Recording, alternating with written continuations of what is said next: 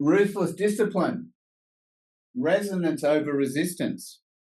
I told that story before. Mark, you changed my life. Mind coach was amazing. Prana coach. I did the practices. It's been amazing. 6 months later, how's the practice going? I'm not doing it. Why? Family, work, blah, blah, reel off the five or six same excuses. The resistance becomes more powerful than the practice, right? But we've got to make the practice more powerful than the resistance. And that's why when we do that and we are disciplined, if you look at all the great people that have achieved in the world, discipline, right? Perseverance, whether it's athletes, I've worked with world champions, Olympic gold medalists, discipline. You see it that fighters at their highest level. You see CEOs, you see the yogis, you see the champions, discipline.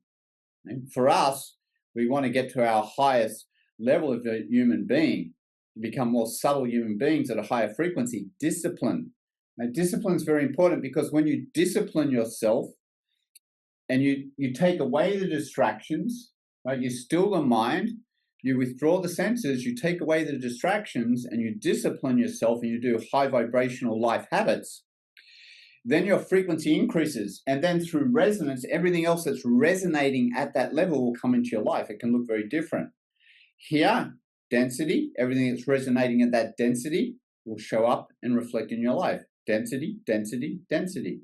Right? We want to move to here so that through resonance, love comes to our life.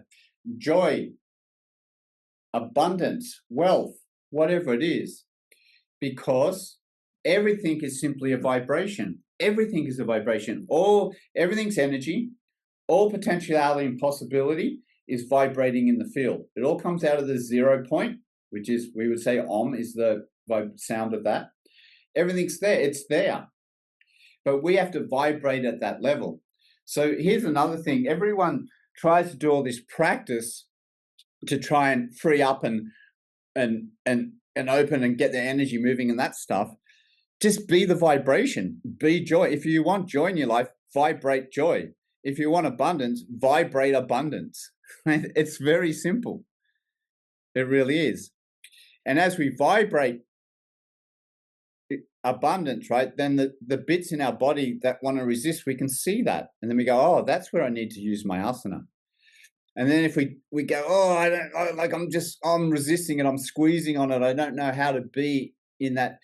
Okay, what's happening to my breath? That's how I need to work with my breath, right? What are the stories I'm telling myself? That's how I work with my mind. How am I distracting myself? Interesting. Okay, that becomes my practice. Discipline, very important. When you look, and if you think about athletes, world champions, the 1%ers, right? The yoga masters were 1%ers. If you look at Ananda Mayama, Hugging Alma, Neem Kroli Baba, my guru, Gurudev, Jangidas Maharaj, right? None of them are doing asana, right? They may have when they were younger, but none of them do any of that. It's all mind. It's all mastery of mind and connection to God. It's all about, what do they teach? Unity, love, joy, compassion, right? Empowerment, right? Connecting with God every day. It's a discipline. All of those athletes that I've worked with, all those champions, it's a discipline. What do they say? What do they say about the ones that, the winners? What's the key? It's not the body. They all say the same thing. It's mental. The ones that win, the ones that are champions, the ones that excel, it's mental. It's all here. The yogis have been telling us that for thousands of years.